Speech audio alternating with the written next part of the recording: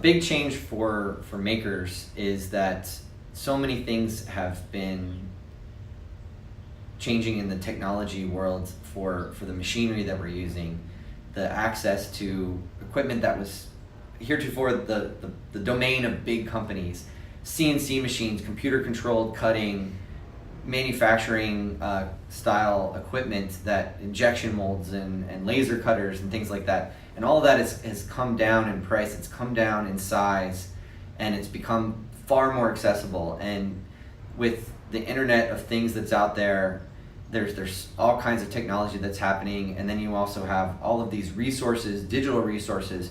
Being able to build a website used to be you have to hire a company and host a server, and now, like in an afternoon you can download a couple of templates and move some things around, and you can make a very simple website, and all of a sudden you can have e-commerce as well. So now your clients, your customers, your fan base can reach you directly.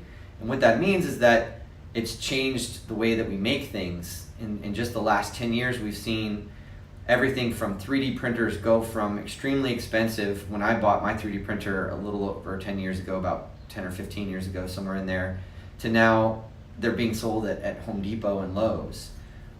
You've got laser cutters are about to undergo the same kind of mass kind of exposure. And all of these things are the digital kind of application to machining, whether it's 3D printers or CNC machines, laser cutters, people building garage kits in their home, selling them online, crowdfunding them.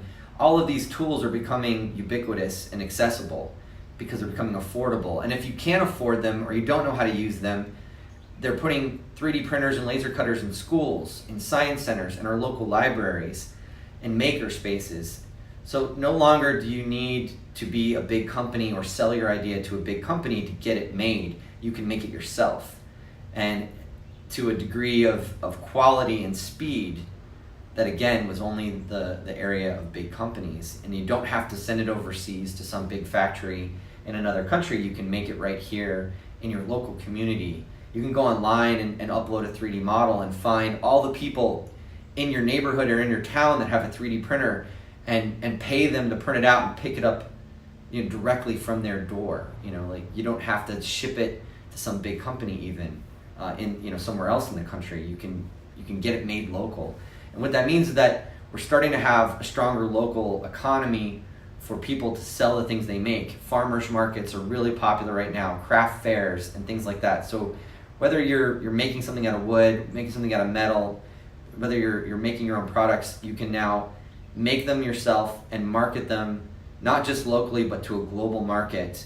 And you've got all these different websites, Etsy and eBay and other things that are allowing you to sell your items to everyone. And because the internet allows you as a consumer to find your little niche market, whether you're into science fiction and fantasy or whether you're into handmade goods, whether you're into sports things, you can find that target market in a very quick way.